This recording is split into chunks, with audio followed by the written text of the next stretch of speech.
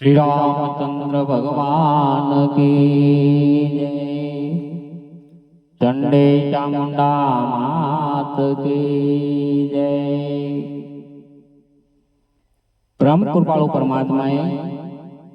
आ सृष्टिનું સર્જન કર્યું, ખૂબ સુંદર વસ્તુઓ આપી અને આ સંસારની અંદર શું સાર છે એ માણસે મેળવવાનો પ્રયાસ ન કર્યો, એ સારનો તાગ ન મેળવી શક્યો। પ્રભુએ તો ખૂબ સુંદર સંસારની રચના કરી છે, દેવોને દુર્લભ એવો મનુષ્ય અવતાર આપ્યો છે। ખૂબ ઘણી સુંદર વાતો, સંસ્કૃતિ, પરંપરા, વેદ, ધર્મ, શાસ્ત્ર આ બધું આ સંસારની અંદર છે। મિત્રો, જે કંઈ મેળવવું હોય તે આ સંસારમાંથી તમામ વસ્તુ મેળવી શકાય છે। નામ કમાવું હોય તો પણ આ સંસારમાં, પરમ કૃપાળુ પરમાત્માને પામવો હોય તો પણ આ સંસારમાંથી દાન પુણ્ય કરી કંઈક નામના મેળવવી હોય અને દાતાર વીર તરીકે નામ જો ગુંજતું કરવું હોય તો પણ આ સંસારમાંથી બધું જ બની શકે છે। સંસાર સ્વર્ગથી સુહામણો, માનવને મૃત્યુ લોક, પણ બે ત્રણ વાતો દોહેલી, જરા મરણ અને વિલોપ। આ સંસાર તો સ્વર્ગથી પણ સુંદર અને દોહેલો છે, પણ જેની અંદર બે ત્રણ વાતો એવી છે કે જરા, મરણ અને વિલોપ। એક તો જરા કહેતા ઘડપણ, જ્યારે મનુષ્યને ઘડપણ આવે અને તમામ ઇન્દ્રિયો કામ કરતી બંધ થઈ જાય, આંખે દેખાય નહીં, કાને સંભળાય નહીં, ચલાય નહીં, હાથ પગ કામ કરે નહીં, ત્યારે એને સંસાર નગુણો લાગે છે। જરા, મરણ અને વિલોપ। બીજો જ્યારે મરણનો પ્રસંગ આવે, જ્યારે કોઈ મનુષ્ય આ સંસાર દેહ છોડીને જતો રહે અને જ્યારે એને આપણે શમશાનની અંદર લઈ જઈને અંતિમ વિધિ કરી અને જ્યારે ચિતા પ્રગટાવીએ છીએ ત્યારે માણસની ચિતા ભડ પ્રગટતી હોય ત્યારે ત્યાં બેઠેલા માણસોને વિચાર આવે, ઓહો, આ પ્રાણી જતો રહ્યો, એમ એક દિવસ આપણે પણ જતું રહેવાનું છે। એટલે જ્યારે મરણનો પ્રસંગ આવે ત્યારે પણ માણસને આ સંસાર નઠારો લાગે છે। બીજું કે મોં મના લાગી તો મના લાગી મોં, લૂણ વળુંપિયા પાણી અને પાણી વળુંપિયા લૂણ। જ્યારે જે બે પ્રેમી આત્માઓ હોય, એકબીજાના આત્મા એક હોય, દેહ જુદા હોય, આવો જે બે આત્માઓનો પ્રેમ હોય અને એમાં જ્યારે એમને વિયોગનો સમય આવે ત્યારે પણ આ સંસાર એમને નઠારો લાગે છે। બાકી તો મિત્રો, જરા, મરણ અને વિયોગ આ ત્રણ વસ્તુ જો સંસારમાં ન હોય ને તો સ્વર્ગથી સુહામણો ને સુંદર આપણો આ માનવ લોક છે, આ સંસાર છે, તો એના ઉપરથી થોડું ચિંતન કરી સંસારનો સાર એવું શીર્ષક આપી થોડાક સ્વરજીત દુહાઓ કે જેને ગઝલના સ્વરૂપમાં પણ કહી શકાય, મારા સ્વરચિત છે, એવા શબ્દો થોડા આપની સમક્ષ રજૂ કરું છું। સંસારનો સાર શું આ સંસારમાં જ્યાં સુધી સમજો નહીં,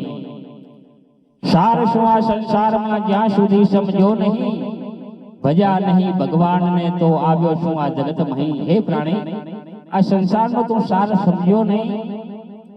અને પ્રભુનું ભજન ન કર્યું તો આ તારે જગતમાં આવવાનો કોઈ અર્થ નથી।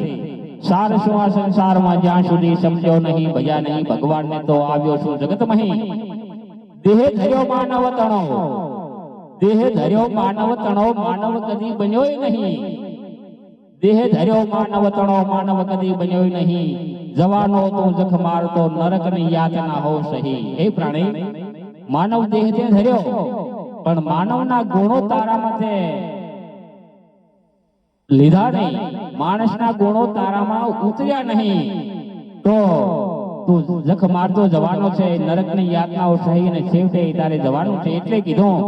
કે દેહ ધર્યો માનવ તણો, માનવ કદી બન્યો નહીં, જવાનો તું જખ મારતો નરકની યાતનાઓ સહી અતિથિ આવ્યો આંગણે ત્યારે તું દિલથી દુભાયો ઘણો અતિથિ આવ્યો આંગણે ત્યારે તું દિલથી દુભાયો ઘણો રોટલા માટે રાડ કરતો દેખાવ કર્યો તે દુશ્મન તણો હે પ્રાણી તારો આશરા ધર્મ સમજીને કોઈ અતિથિ તારે ત્યાં આવે ત્યારે તારા દિલમાં દુઃખ થાય છે તારો અંતર દુભાય છે કે કેમ આવ્યો હશે અતિથિ આવ્યો આંગણે ત્યારે તું દિલથી દુભાયો ઘણો રોટલા માટે રાડ કરતો દેખાવ કર્યો તે દુશ્મન તળો એને એક બટકું રોટલો કે એક રોટી આપવામાં જો તે બરાબર એને સન્માન ન કર્યો રોટલો ન આપ્યો અને છતાં એની સાથે તે દુશ્મન જેવો દેખાવ કર્યો એટલે અતિથિ આવ્યો આંગણે ત્યારે તું દિલથી દુભાયો ઘણો રોટલા માટે રાડ કરતો દેખાવ કર્યો તે દુશ્મન તણો પણ રે જીવ જાણજે જરૂર તું પણ રે જીવ જાણજે જરૂર તું અતિથિમાં એક અણસાર છે પણ રે જીવ જાણજે જરૂર તું અતિથિમાં એક અણસાર છે ધનજી ધ્યાનથી વિચારજે અણસારમાં પ્રભુનો પ્યાર છે હે પ્રાણી કદાચ મારો ઈશ્વર પરમ કૃપાળુ પરમાત્મા એક અતિથિનું સ્વરૂપ લઈ અને આપણી પેઢી આવી જાય અને છતાં જો આપણે એને સન્માન ન કરીએ અને એને સામે દુશ્મન જેવો દેખાવ કરીએ ને તો પ્રાણી સમજી જાજે કદાચ પરમ કૃપાળુ પરમાત્મા પણ અતિથિ બનીને આપણા આંગણે આવી જાય એ પણ કઈ નક્કી રહેતું નથી એટલે આવેલાનું આપણા પેઢી પ્રમાણે આપણા ઘર પ્રમાણે એનું સન્માન કરાય એનો સારો આશરો અપાય તો આપણી માનવતા કરી પ્રેમ કરીને પારેવડાને દાણો આપ્યો નહીં ને દિલથી પ્રેમ કરીને પારેવડાને દાણો આપ્યો નહીં ને દિલથી માર મારી પશુ પંખીને હરખાયો તું તારી જીતથી તે દિલથી પારેવડાને એક મોટી દાણા પણ ચણ આપ્યા નથી પ્રેમ કરી પારેવડાને દાણો આપ્યો નહીં તે દિલથી માર મારી પશુ પંખીને હરખાયો તું તારી જીતથી અને આવા અબાળ પશુઓને મારી અને તું સન્માન મેળવે છે અને તું જીત એમ લાગે છે કે મેં જીત મેળવી હે પ્રાણી અબોલ પ્રાણીઓ ઉપર પશુ પંખી ઉપર એને મારવાથી આપણે જીત મળતી નથી એટલે કીધું કે માર મારી પશુ પંખીને હરખાયો તું તારી જીત નથી પણ હાર છે એ જીત નથી પણ હાર છે નિસરણી છે નરક તણે એ જીત નથી પણ હાર છે નિસરણી છે નરક તણે આપે આશરો અબોલને તો ધનજી માનવતા ખરી આવા અબોલોને જો આશરો આપીએ ને તો હે ધનજી તો તારામાં માનવતા બાકી તારી જીત નથી પણ હાર છે આપે આશરો અબોલને તો ધનજી માનવતા ખરી સત્સંગથી સંતાયો તું સદા અને કાવા દાવા તણે કીર્તિ કરી વેદ પુરાણથી પાછળ રહ્યો સત્સંગથી સંતાયો તું સદા શાસ્ત્રને સો સલામો ભરે સત્સંગથી સંતાયો સદા શાસ્ત્રને સો સલામો ભરે વેદ પુરાણથી પાછળ રહ્યો કાવા દાવા તણે તે કીર્તિ કરી હે પ્રાણી તો ક્યારે સત્સંગમાં ગયો નહીં સત્સંગનો સાર માણ્યો નહીં અને શાસ્ત્રને તેને સો સલામો ભરે ક્યારે એક પરનું ઉલટાયું નથી શાસ્ત્રને સો સલામો ભરે વેદ પુરાણથી પાછળ રહ્યો વેદ પુરાણને ક્યારે જોયા નથી જાણ્યા નથી અને કાવા દાવા તણી તે કીર્તિ કરી અને આ જગતમાં આવી કાવા દાવા ખોટા કરવા કરે નામ કમાઈ પૈસો કમાઈ અંતે તારી કીર્તિ ને પ્રશંસા વધારી છે પણ એ કીર્તિ ને પ્રશંસા ભાઈ બિલકુલ નકામી છે ભલપણનો એક અંશ નહીં ને ભાષણ શું કરે ભગવાનનો ભલપણનો એક અંશ નહીં ને ભાષણ શું કરે ભગવાનનો રામ રટણ તો લેશે ને ધનજી સમરણ સતાવે સન્માનનું હે ધનજી ભલપણનો એક અંશ તારામાં નથી અને છતાં ભગવાનના નામનું તું ભાષણ કરતો ફરે છે ભલપણનો એક અંશ નહીં ને ભાષણ શું કરે ભગવાનનો રામ રટણ તો લેશ નહીં ને ધનજી સમરણ સતાવે સન્માનનું રામ નામનો જપ નથી રામ નામનું મુખમાં નામ નથી રામ જેવાનું અને છતાં પણ હે ધનજી તું એમ માને છે કે મારું જ્ઞાન છે સન્માન થાય તો હે ભાઈ એવો સન્માન ન થાય જ્યારે પરમ કૃપાળુ પરમાત્માનું ભજન હોય ભગવતીની ભક્તિ હોય અને મારા રામ રાઘવની કૃપા થાય ત્યારે સન્માન મળતું હોય છે. એટલે કીધું કે રામ રટણ તો લેશ નહીં ને ધનજી સ્મરણ સતાવે સન્માનનું. જોર હતું જવાનીનું જ્યારે, જોર હતું જવાનીનું ત્યારે, ગળા ડૂબ હતો નાર પરિવારમાં. જોર હતું જવાનીનું જ્યારે,